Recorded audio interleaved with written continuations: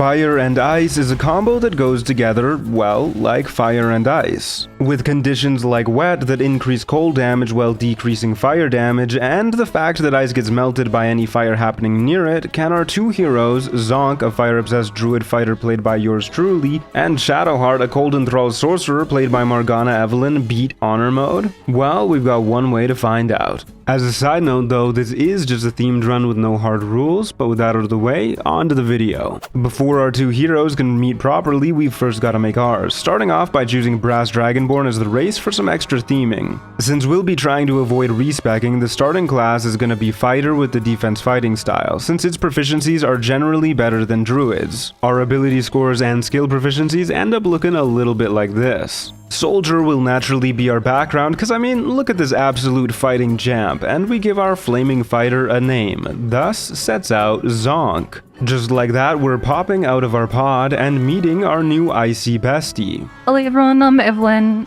Up a confession, I actually don't even like Vayne. Then it's the usual morning routine of airing out the old dogs, eating Lae'zel into the abyss, after stealing her armor of course, and taking out anything and everything in our way. Letting us speed on over to the helm of the ship, where someone makes the terrible mistake of letting Zonk fly. The next morning we awake on the beach mostly intact, find a fly-looking hat that makes us look even hotter, and just nearby find a little hand in the wall, which our companion uses to show us just how cold she really is. Further down the road, of course, is the Grove fight, which doesn't go great for poor old Zonk, but while we're struggling, Evelyn is off working her magic and progressing quest lines. Which means by the time we're out of that fight, we get level 2 and our first level in Druid. Mainly for Shillelagh, a fantastic little cantrip that is gonna let us do some great damage with our weapons of choice, that being torches. Or a gold Wormling staff, since that does the same damage and gives firebolt. Before we're even done looting the bodies, Shadowheart is already well on her way to the goblin camp and getting us level 3. Any levels for the next little while are gonna be going towards fighter, so we can get extra attack as quick as possible for maximum bonkin with flaming sticks. While our speedy amiga is off doing unimportant stuff like getting XP and helping us gear up, we are failing to obtain instrument proficiency. But we briefly meet up to take out one of the goblin leaders, Priestess Gut, who doesn't really care how many times you cast Hold Person on her, as it turns out, making it nice and easy for us to stop her cold in her tracks and burn away her HP bar. Yoinking her key and bashing her bodyguard lets us use the strangely large ladder behind her chambers that leads to the Underdark, wherein Shadowheart gets glitched out and freezes in place, and it's here where we get our first death to free her after just a wee bit of missing. Then we're in the Myconid colony asking our partner to do us a favor and grab the Caustic Band for us for a nice little extra boost to our damage. But alas, now it's time to split up again. Zonk is doing a bit of questing helping the locals with a fire hazard, while Shadowheart is throwing dwarves to their deaths in cold blood over in Grimforge. Our combined efforts get us to level 4 and 3 in Fighter, letting us take Eldritch Knight as the subclass. It probably isn't the most optimal choice, but we get wonderful spells like Shield to help us in melee combat, and some more spell slots to help us out later on. Zonk eventually joins Shadowheart in the Forge, and not a moment too late as she's in quite the pickle. No need to fear though, since with invisibility she can always get out of a bind, but we stick around because we've obviously got this. Okay, maybe not. Well, that's what Withers is for. Thanks, pal. Since tempers have cooled, Evelyn gets back to cliffside killing while we get burning a bunch of mimics. 15 minutes later, we melt the last of them and get the wondrous gloves for a little boost to our AC, which we'll definitely need for what comes next as we head to the forge itself and activate good old Grim the Guardian. Just kidding, we'll be staying nice and comfortable up top, pelting the bozo with boots, while the lava does our job and keeps it superheated. All it takes is another cool 15 minutes till our robotic pal is done cooking, and the forge is ours to access with both the adamantine splint armor and the adamantine shield going straight to Zonk to make us nice and tanky. A moment later, our charisma caster does charisma things and convinces the Kuatoa in the Underdark to not eat us, giving enough XP for level 5. survive. This is level 4 in Fighter, granting us the Resilient Wisdom feat, making our Wisdom 18 and granting us proficiency in Wisdom saving throws, which can be life-saving in certain circumstances. Now that we're decently powerful, we get to taking out the rest of the goblin leaders, starting with Minthara, who resists hold person twice. But we buckle up with a speed potion and get a whackin' regardless. With Minthy healing up though, and our failed start, we decide to get out of dodge and retry in a moment. Then Zonk lands a couple heavy hits thanks to Hunter's Mark from the Grimskull Helm, and an action surge, and I decide to stick around solo cause, maybe we got this. Especially with a failed hold person on us, though one of the goblins does call for backup, which is a little rude. Unfortunately, come the next round, we only land one attack, and then our speed potion wears out, letting our paladin opponent heal herself up, but thanks to shield, we managed to survive relatively unscathed. If not somewhat surrounded. But it sounds like our partner is having her own dicey misadventures. Oh my god, the Starian's looping me. He's doing what to you? Anyways, having the kindling this close to each other just means it's fuel for the fireball scroll we've been storing. With a haste scroll the next chance we get, we start bludgeoning our way through the survivors until we eventually get to their leader who has no more tricks up her sleeve. It's a little exhausting to burn them all to a crisp though, so we just take a bow and head off stage right. The next day we come back and teach all the survivors how strong we are as a combo, and we really start to fall into the routine of Zonk tanking in the front line while Shadowheart wreaks havoc against our awful opposition. There's a bit of a hiccup in the next room when Ev gets hold personed and then shortly thereafter atomized, but we get our revenge the second go around with a hold person of our own. Now, Zonk has gotten a power boost, so it's only fair that Shadowheart gets one too, and hers lies in the Underdark in pieces, with one being held behind this here spectator, more specifically on one of the petrified drow right next to it. The next piece is on Philro the Forgotten, who deserves every bit of what's coming to him. And with the third piece which we had gotten earlier at the Myconid colony, this makes the Morning Frost, a fantastic little staff for anyone looking to do cold damage. I won't go too into detail with many of the specifics pertaining to Evelyn's build, but that's all the more reason to go check out her perspective as well. While we're here in the Underdark, we might as well blow up the cave-in trapping near. Strangely enough, no Dwergar come to his aid. I wonder what happened to them. Anyways, his legendary action is a little annoying, but once he gets frozen still by Ev, there's not much more that it takes to finish him off. Next on our hit list is Ethel, but I make a deadly mistake in thinking that since Fog Cloud blocks vision, it would, well, block her vision of us while we're in it. I was wrong.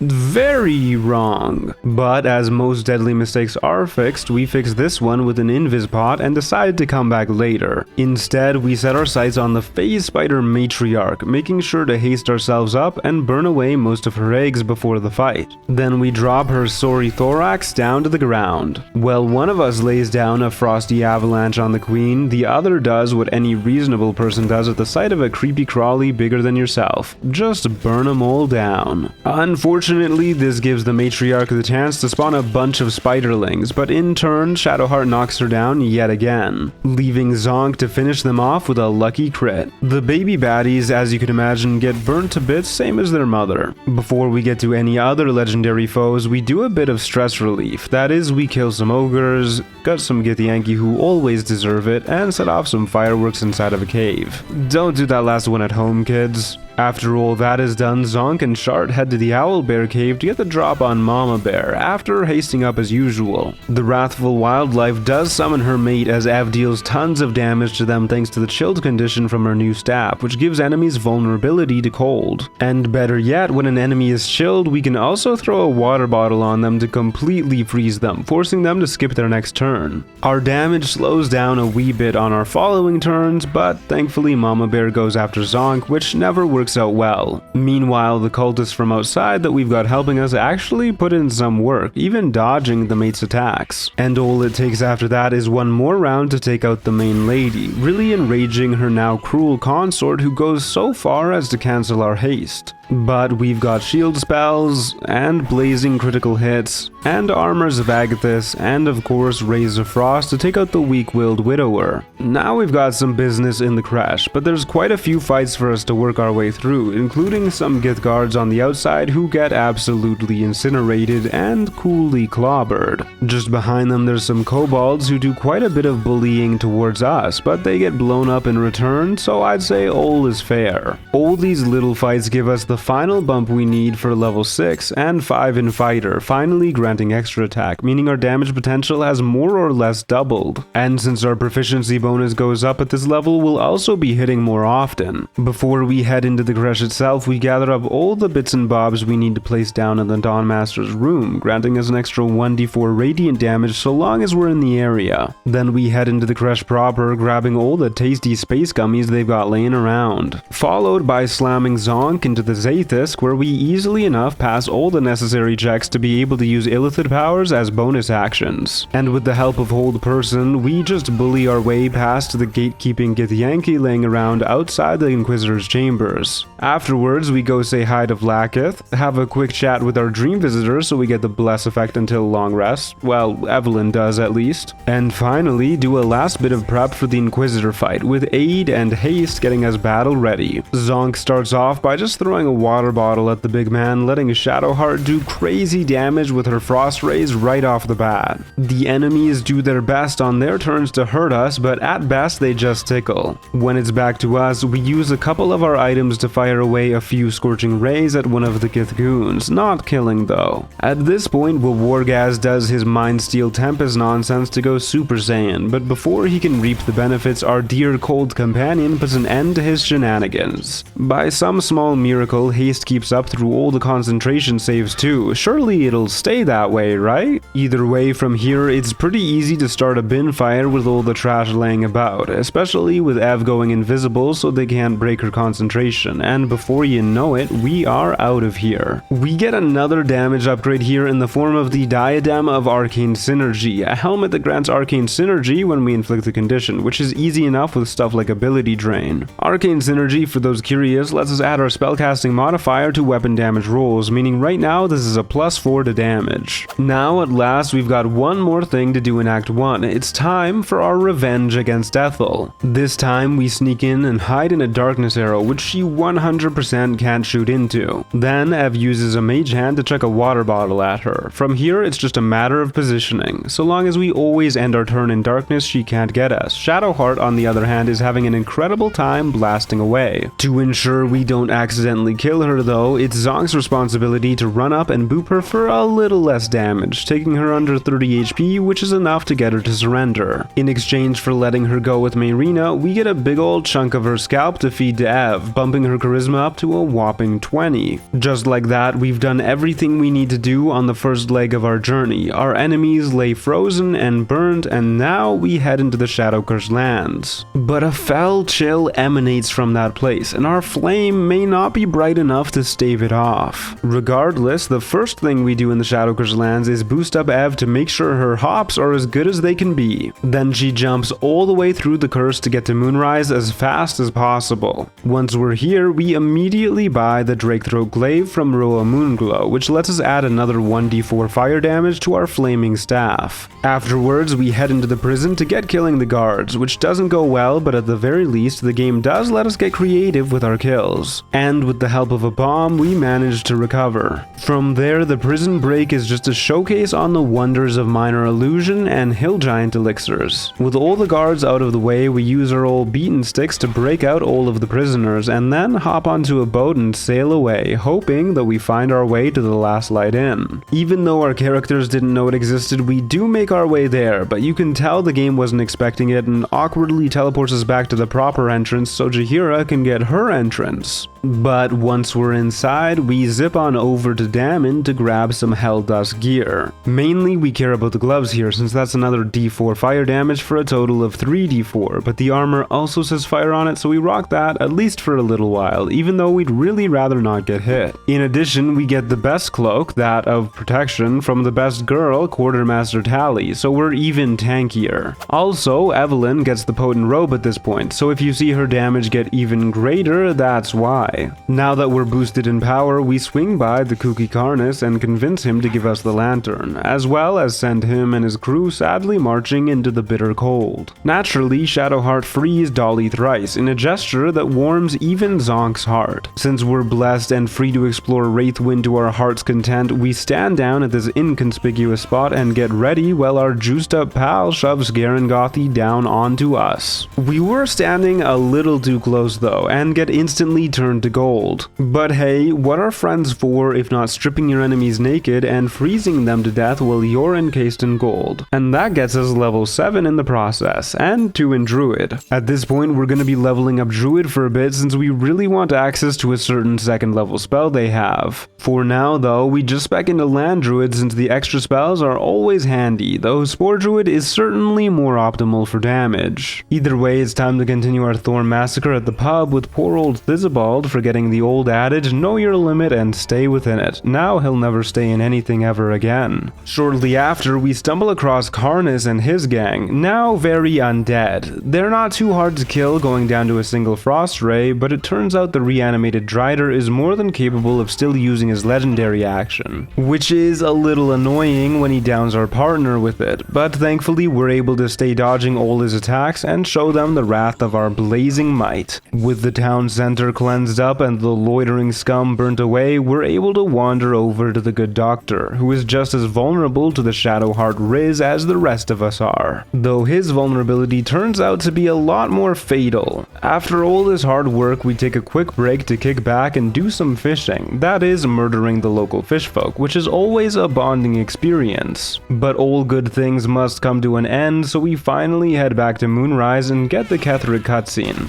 Once that's done, we get to clearing out Moonrise's defenses in much the same way as how we took out the prison, except this time our shady Shadowheart convinces them to kill one of their own to make things easier. Especially so with Zarel, since now we can murk her with no one coming to her aid. Most of these little fights are pretty easy. Between the two of us, HP bars are burning away to a crisp in no time flat. The only folks we really need to worry about are paladins for obvious reasons, though so long as we don't both go down in one round, we're always there to pick each other up. It still takes quite a while though, and I do straight up die at one point since these paladins are so hard hitting, but one resurrection later and we're back to the grindstone coldly culling all these cultists. When all is said and done and things have cooled down, we get level 8 and 3 in Druid. We decide to take Arctic for our land circle at this level for hold person mainly, but far more importantly we get a crux of this build in the form of Flame Blade. And little known fact about this spell, if you're dual wielding and cast it, the blade goes into your offhand, so from here on out we'll be dual wielding torches to summon it to our offhand at our discretion. Let me tell ya, dual wielding torches is quite the look, but at the very least no one can hide from our flame now. Regardless, we feel ready to protect Isabel now, so we head up to her balcony and have a quick chat. But for whatever reason, Marcus just doesn't show up. He never comes. Couldn't tell you why, but job done, I guess. Itching for a fight, we instead decide to track down the shambling mound, and while our setup might be a little slow because of both Shillelagh and Flameblade, Ev's setup is certainly not that slow. The proprietor plant even struggles to get to us because of all the ice she creates, especially with the help of her new Snowburst ring. While she's doing Shar's work on most of the enemies, we do our best to pick off what we can, and get the big boss wet before just kind of running away, since if we get stuck in melee with this thing, it can one-shot us, and boy does it know it. But seeing Shadowheart get a crit makes us all fired up, and Zonk decides to have a go at the enemy with no concern for our safety. We are, of course, never punished, as the enemy just skips its turn standing up from prone, meaning we can wail away on it with impunity till it's just a pile of ashes on the ground. That's most of what we need to do on the surface out of the way. Now it's time to head into the Gauntlet of Shar. We solve the entryway puzzle easy enough. Ray of Frost a path straight through the Cloaker's lair, and wind up outside of Balthazar's room in no time flat. Thanks to the magic that is precasted haste and Sorcerer's twin spell, this encounter gets iced by Evelyn almost single-handedly, though Zonk puts in a bit of work at the end. In the nearby vault, we also grab the Callous Glow Ring for an extra guaranteed 2 radiant damage on all of our hits, since all of our weapons emit light. And because we're here, we get ready to fight Balthazar by buying the speed potion off of him so he doesn't get to use it. Then we throw a water bottle right by him which doesn't piss him off, followed by blasting away with everyone's favorite frosty rays. The remaining ghouls foes are pretty easy for us to kill. With the sheer number of attacks we're making, even without Flame Blade, we can still take out 2 in one turn. Flesh, meanwhile, has a little oopsie and slips on the ice, making it nice and easy to take out both the big fella and the ghoulish goon. After that, we get to doing the trials. The soft step one is easy enough to get to the end with no problems. Self-same is always a fun time if you enjoy exercises and self-flagellation, or you've just been really feeling down about yourself. And while doing trials is important, it's also important to take a break and do things you love in between hard work, like collecting trading cards in the form of rat corpses. A moment later, our final trial, the Faith Leaf trial, gets wrapped up easy peasy as well. Yrgir has the 4th gem, so we prep up in our usual way with a precasted haste. After all, it's been good to us so far. Zonk isn't much use in this fight since he's immune to fire, but unfortunately also resistant to cold. Either way, Shadowheart starts us off. The big fella hucks some bombs at her in return, but so far all is good. Only problem is we're not really dealing a ton of damage. Thankfully, with some crits, even with all the damage he negates, we're still able to do something, and to help out Ev, we throw a water bottle as well. And then the overblown Orthon marks her instead of us, meaning if she attacks, he will retaliate against her. Still, things have been going well so far, and we need to finish him off ASAP, so she fires anyways, only for his legendary action to completely miss and deal 0 damage, but still somehow break her concentration. With our cold caster vulnerable, the Marigons blow her up in just a few throws, but all is fine until Evelyn says the one thing you never should say in a situation like this.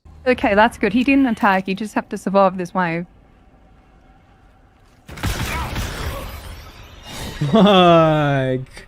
Oh my god. Yes, indeed, this is the story of how we lost Honor Mode. But we're not so easily defeated. This time we make a new champion to carry on the torch, Zonk's long-lost cousin, Zonkina. And we make a little game out of how fast we can make it back to Act 2. The goblin leaders go down super fast, and before you know it, in just over an hour, we're hopping back to Moonrise. It does admittedly take much longer to get back to where we were with our experience and gear, especially since we failed to talk any of the Thorms into making our job easier for us. Worth mentioning, we've also been making more liberal use out of the Shadeclinger armor glitch, which is done by putting on the armor, crouching in shadow, and swapping to a different chest piece. This makes you gain advantage on all saving throws until your next long rest, and you can always just do it again at that point. Either way, before you know it, we're back at Yrgir and mostly back to our same power level, with the exception that we're back down to level 7 instead of 8. This time we start off with protection from evil and good on the 2 of us, and an ice storm on the enemies. Zonkina dunks Yrgir in water to make sure he loses his cold resistance, and in retaliation a bounty of bombs gets yeeted our way. But we just pick them all up on our turn so we don't have to worry about them. Then we throw some more water at the Marigons, and remembering our experience with Ethel, blind Yrgir with a fog cloud thanks to Action Surge. Since the old chap can't see what we're doing, that means no matter how many ice storms Ev obliterates the enemies with, Yrgir's legendary action doesn't trigger. So it's just a matter of frost rays now. He even gets frozen at one point, skipping one of his turns, and another turn gets skipped because he slips on ice while trying to leave the cloud. So all in all, this fight really snowballed in our favor. And then we use Knock to skip using the Umbral Gems anyways to prove it was always about getting our revenge. But before we progress too much, we do some grinding to get back up to level 8, head to the Sharon Sanctuary in the middle of town so Shadowheart gets a +5 to Charisma and Zonkina gets the same wisdom till next long rest. Then we each pray at the Sharon altar in the gauntlet so we get full necrotic resistance till next long rest as well. And at last we go free the Night Song, ready to take on the final fights of Act 2.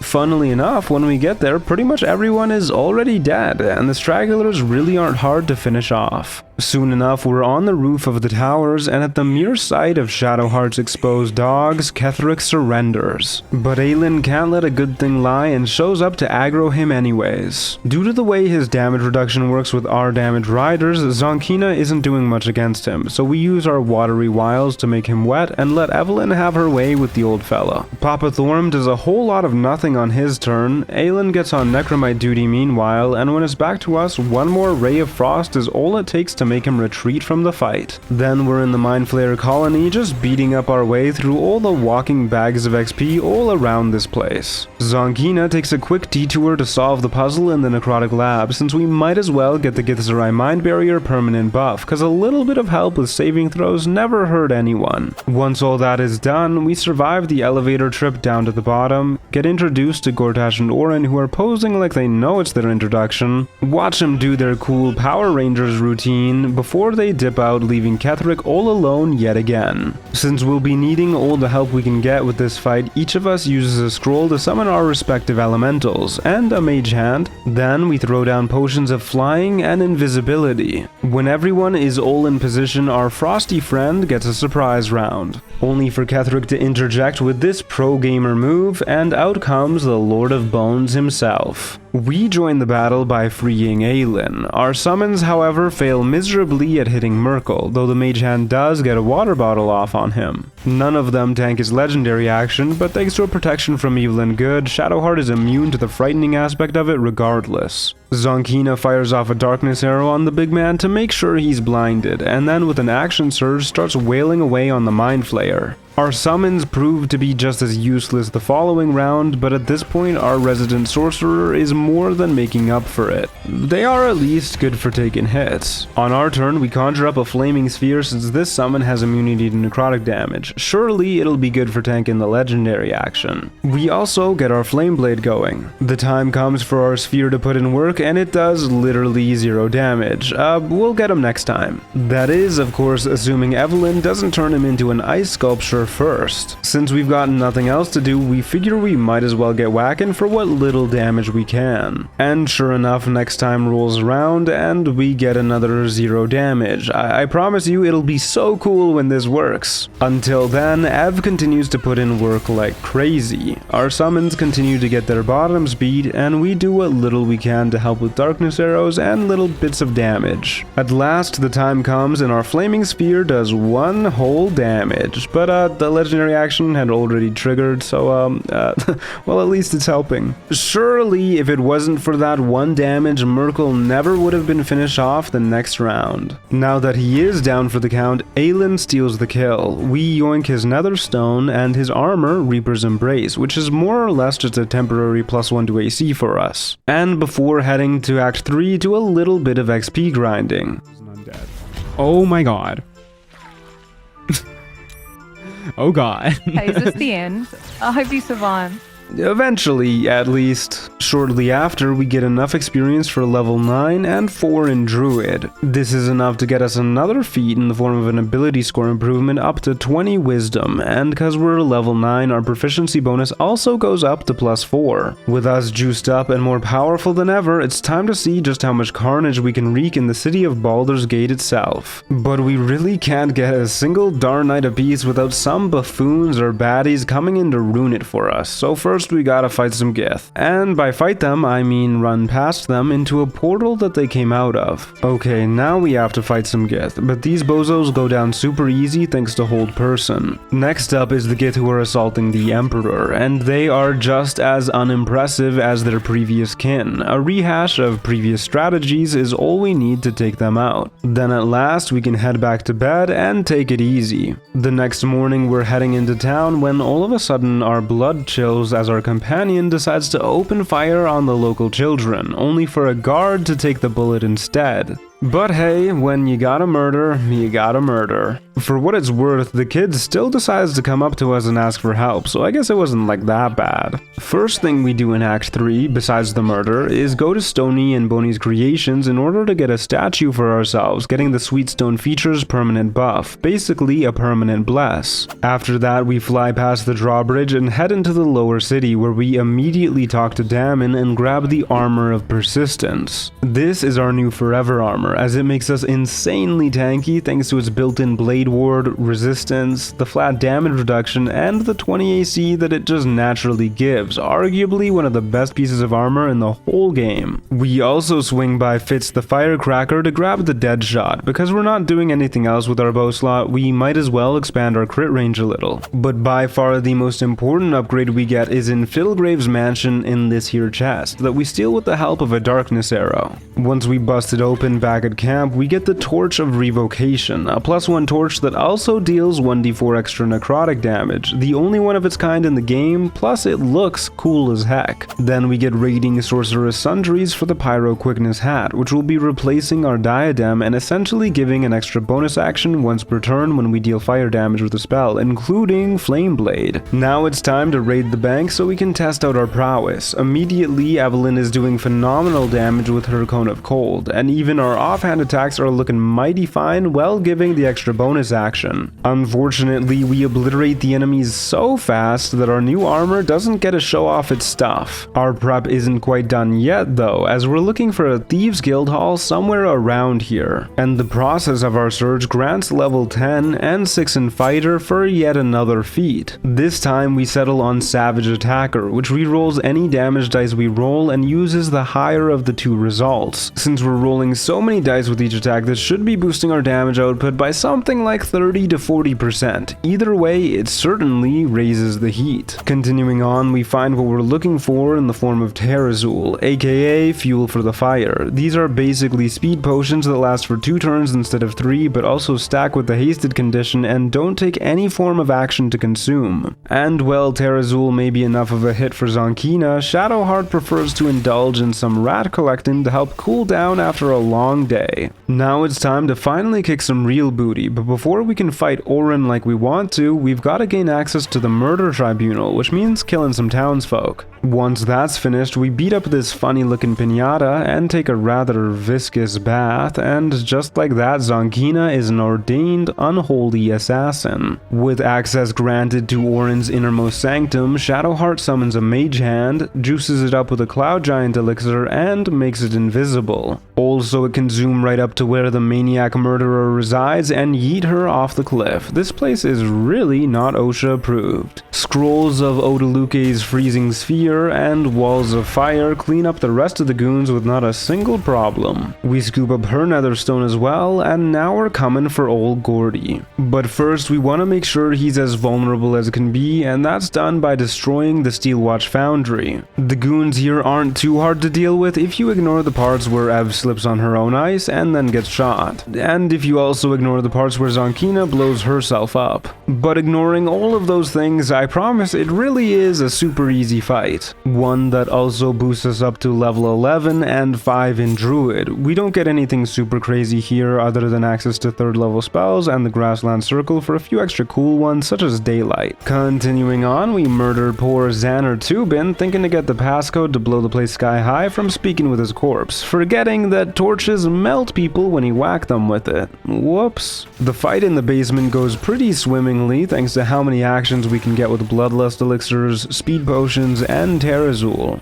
That is, until Shadowheart gets yoinked off the rafters, Phantasmal Killered, making her unable to move, blown up by an adjacent watcher, and then stabbed all one after another. At the very least, even when the enemies hit us, they barely tickle, so we get things back on track in no time flat. Our good pal is back to mint condition, eradicating the enemy as quick as can be, and the motivators do the rest of the job for us on the Gondians. In the final fight of this compound, Ev starts off with a hold monster on 2 of the Hellfire Watchers, then she goes invisible to make sure she keeps concentration. We start wailing away on one of the held watchers, but our slow start prevents us from doing anything crazy. In return, Hellfire gets spewed at us, which is unmitigatable fire damage that hurts for a ton. Either way, with the help of Terrazul, we get one detonating, and even have a bonus action left over to fix ourselves up. At this point, Ev gets firing away with her little machine gun of frost rays, detonating one of her own. And now it's back to Zonkina to do the same thing, reducing them low enough to cause a detonation on their turn. With just the main machine left to worry about, our partner gets a wonderful hold monster off, leaving the both of us free to wallop on the poor thing till it's reduced to atoms, completely skipping its defensive phase. Before we can blow the place up though, we need to get the password, which we can do by reading this book about Gon's true name in the basement, followed by reading the late Xander's diary in which he says the passcode is in fact Gon's true name, go figure. Passcode in hand, we punch it all in and get a running for our lives, right as the place is burnt to the ground. Prior to dealing with Gortash though, Shadowheart pulls us over to the House of Grief, which as it turns out is the Sharan cult she hails from.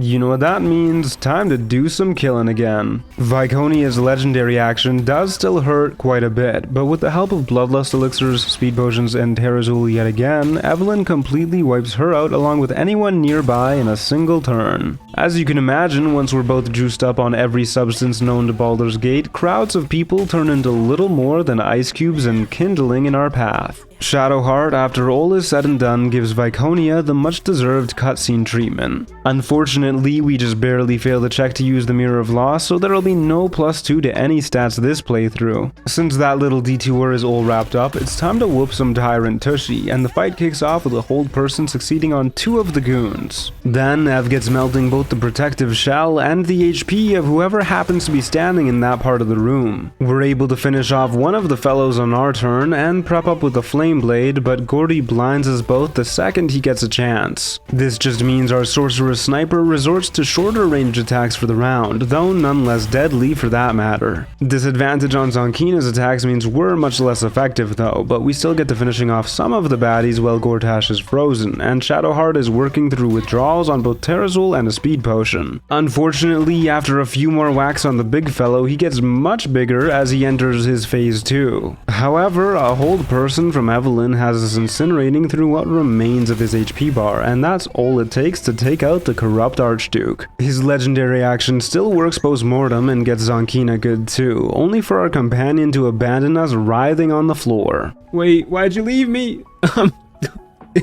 You left me to die. Thank you. Oh, sweetie, there's a short rest you could have used.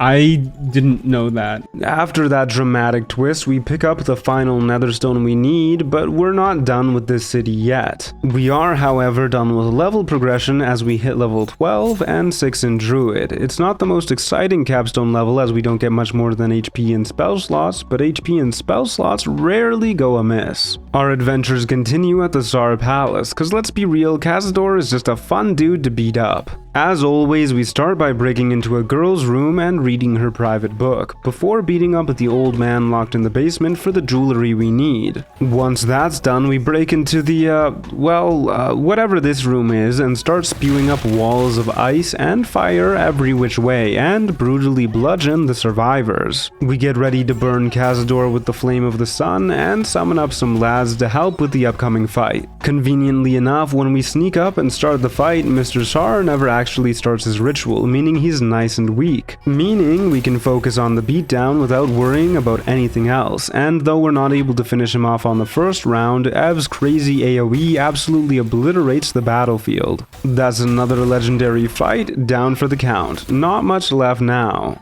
Not quite our penultimate target, but next on our list is the House of Hope. Upon entering it, it turns out Shadowheart is not much of a fan of hope, but hey, what's the concept of hope to a couple of borderline demigods? On that note, the denizens of the House of Hope really aren't much to us either, or at least much in the face of an ice storm and some inflamed bludgeoning. When all the enemies inside the house are down for the count, we throw on the Amulet of Greater Health, giving us buttloads of HP by bumping our con up to 23, as well as the Hell Dusk Gloves, granting us 1d6 extra fire damage on our attacks instead of the 1d4 we had earlier. Then we grab the Orphic Hammer and get ready for the Raphael Rumble with protection from evil and good. Don't worry, we also remember to take off our Callous Glow Ring. Our two heroes head into the exit room and the master of the house makes his appearance. Arguably far more terrifying though is the appearance of our old rival Yurgir. Either way, the fight kicks off. And immediately our old foe goes after his old mark, Shadowheart, hitting her once and thankfully crit missing the second time, though he does mark her. Evelyn's up next and starts off with an ice wall dividing the room, a frost ray to snipe Corilla for good fun, and a dimension door to whisk the two of us to safety far away. This makes it so the enemies waffle about trying to get to us. Our goal is indeed to lure them out of the room, so Zonkina doesn't do anything fancy past the classic crit miss into crit hit combo. Ev also does a bit more poking at the enemies before passing it back, but I screwed up the positioning a wee bit here and get caught out by Raphael, who thanks to our partner gets counterspelled. The regular crony cambions can't do a darn thing to us even when they do hit, but we at least can thin down their ranks and deliver a burning beatdown to Yrgir, leaving him ripe to get mercilessly murked by a frost ray, and a freezing sphere continues to eviscerate the stragglers. Unfortunately, now it's Zonkina's turn to watch as Shadowheart gets caught out of position, and there's nothing that we can do while blow after blow lands, taking her from full HP to completely dead just like that. Most of them are out of the room though, and we've got plenty of experience getting out of binds like this, so a plan starts to form. We start by resurrecting our pal and are immediately displeased by an enemy going before her in initiative. Rolling with the punches next, we action surge and dimension door the two of us back into the soul pillar room, followed by using a speed potion to arcane lock the doors shut. Finally, Zonkina downs some Terrazul and chucks a couple healing pods to our injured pal, basically bringing her back up to tip-top shape. She may be without her buffs and elixirs, but we've got plenty of time to finish off what goons remain in the room, as well as take out each and every pillar that's been empowering Raphael, completely removing most of his damage and his legendary actions. With nothing to do but wait, we do the only sensible thing we could do. We conjure up a wall of fire to match the ice mist on the other side of the room and plop ourselves on a couch that's been moved to the center. A few turns later, it's time to unleash hell on these bozos. Evelyn completely shreds through all of the goons on her turn with ice storms and frost rays galore thanks to all of our consumables. And Rafi has a little oopsie whoopsie and falls on the ice. Taking advantage, we do our best to focus fire him down, but he's still got some soul charges to one-shot our poor sorcerer with. No matter what though, he can't get the both of us in one turn, which means no matter what, it is only a matter of time until our two heroes prove that his fire immunity and cold resistance don't mean a thing. That is arguably the hardest fight down for the count, but some folks consider Answer pretty tough too, so let's go strut our stuff. Once we're in the Wormway Trials section, we intentionally fail the chess puzzle and go invisible so we can march right through the open gateway. Before we start the fight proper, we summon a couple flaming fellas to help us out as well. Then Ev triggers the conversation to wake up Answer, leaves the room immediately to where Zonkina's waiting, and we go back in well invisible to trigger a surprise round. Immediately, we use a globe of invulnerability to keep us safe, and to help Shadowheart we throw a water bottle, only for Answer to be immune to wet. Don't ask me the physics on that one,